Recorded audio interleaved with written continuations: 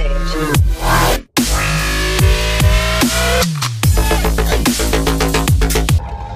Bonjour les amis, aujourd'hui dans cette vidéo je vais vous présenter la frame Avatar conçue par Cédric Boucher et Michael Provost. Petite frame sympa que les gars ont conçue de A à Z et découpée eux-mêmes, ainsi que la 3D qui est tout imprimée en matière TPU, donc molle, excellente idée. Donc elle sort un petit peu de l'ordinaire au niveau de la forme. C'est assez sympa de voir ce genre d'initiatives et d'idées se développer. C'est très difficile de nos jours de sortir des sentiers battus des frames déjà existantes. Donc je suis très content d'en avoir un exemplaire, en orange évidemment, ma couleur fétiche. Donc on va regarder un petit peu la conception de cet engin, qui est quand même plutôt bien fait. Des protections de moteur en TPU souple, donc qui permettent de bien protéger les moteurs. Du carbone de 3 mm, de bonne qualité. Toute une coque en TPU également, assez épaisse, qui confère un poids assez conséquent à la frame. C'est une taille 210, si je dis pas de bêtises. C'est un 250, pardon. Un 250, pardon. J'aime beaucoup la conception des bras en arrière. Un petit peu à la manière d'un club racer, mais inversé. Les bras longs sont à l'avant, sur le club là ils sont à l'arrière. C'est pas mal, ça permet d'amortir bien les chocs sur les côtés. C'est plutôt bien sympa.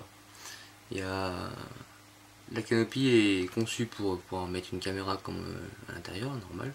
On peut, vous voyez bien l'ouverture, on peut facilement l'incliner dans le sens qu'on veut. Des petites ouvertures sur les côtés pour les aérations. Bon, c'est plus le style que l'aération, mais ça permet quand même de faire circuler l'air à l'intérieur, de la faire ressortir à l'arrière sur des petites ouvertures. Ils ont intégré directement deux petits supports pour les antennes de RX à l'arrière. C'est plutôt pas mal, ça évite de les faire traîner, on sait jamais où les mettre des fois, mais là au moins on peut les faire ressortir à l'arrière tranquillement. Les hélices devraient passer au-dessus et pas trop se prendre si ça dépasse pas trop. Voilà. En dessous, les bras, là ici on a un grand bras en une seule pièce et les deux bras sont uniques. Donc si on en casse un, il est assez facile d'en faire un autre pour pouvoir les remplacer. Ils ont pensé à mettre une petite plaque de renfort assez épaisse, plus de 2 mm, donc je pense que niveau solidité ça risque pas de bouger. Les plaites sont assez épaisses aussi, hein, du 2 mm aussi bien en dessous qu'au-dessus, c'est pas mal du tout.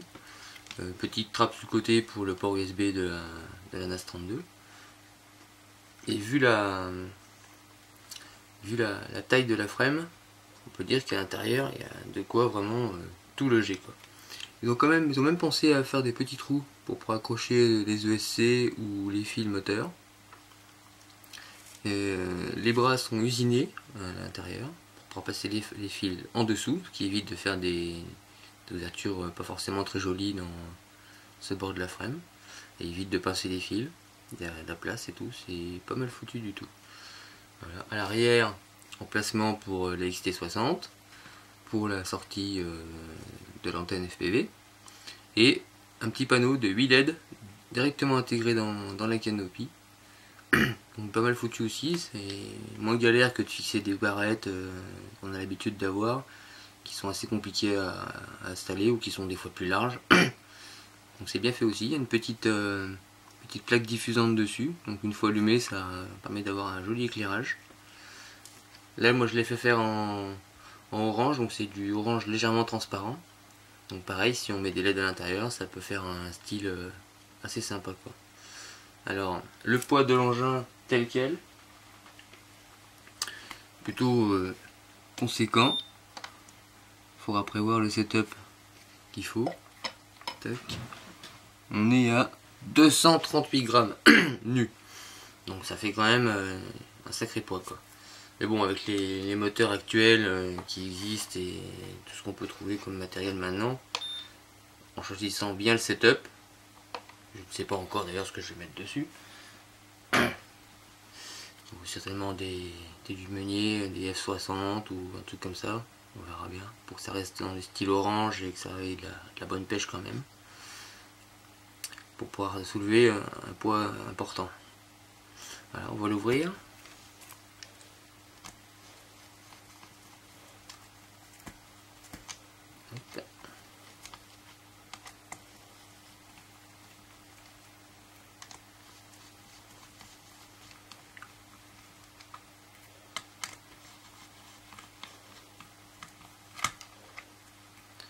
Je trouve quand même qu'ils sont quand même pas mal démerdés pour étudier ça. Les petites fentes pour les straps batterie. Le petit logo Avatar imprimé dans une petite plaque fine qui est posée et maintenue par les vis. Bon, je la collerai sûrement avec un bout de double face. On a encore deux autres fentes si on a besoin, hein, pour fixer d'autres choses. Hop. Bon, c'est de la visserie métal, hein, normal. Donc il y a moyen de gagner du poids en mettant de la beaucoup plus légère, aluminium ou même en titane. Voilà, petite plate. L'usinage est quand même bien foutu, hein.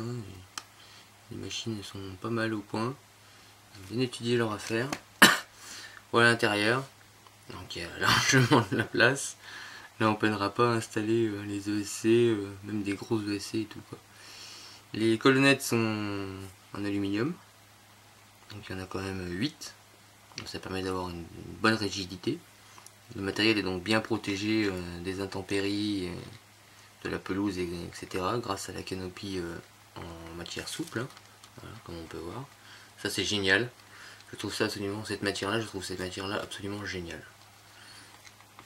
Je pense que ça devrait se développer de plus en plus sur les frames et sur les châssis pour faire des canopies. Au moins elle casse pas, du moins beaucoup moins vite que des frames ou des canopies rigides ou en plastique molle qui finissent par fendre. Bon, par contre, la leur est super épaisse, donc évidemment le poids s'en ressent. Et il fournit même les petites colonnettes de fixation de la carte de vol ou d'une éventuelle PDB. Tout le dessous est ajouré pour ventiler. On voit la petite fiche prévue, la petite pin prévue pour pouvoir brancher la LED. On peut retirer le dessus, à moins qu'il l'ait collé. Il a l'air d'être collé. Voilà. Donc j'ai plus qu'à choisir un setup sympa à mettre là-dessus. Et puis aller tester ce que ça donne en vol. En tout cas, bravo Cédric et Michael pour le travail que vous avez accompli. C'est du beau boulot, c'est très bien fini. C'est même mieux fini que pas mal de frames qu'on peut trouver dans le commerce qui sont des fois un petit peu faites à l'arrache. Le dessous avec des petits pieds en carbone pour en dessous de mes platines, donc les moteurs bien pincés, ça permet d'avoir des supports et des protèges moteurs qui tiennent vraiment bien. C'est du joli travail. Voilà, je suis content de votre boulot les gars. Maintenant, hâte d'avoir un setup adapté à cette machine pour pouvoir la tester en vol. Voilà, merci de me suivre et à bientôt.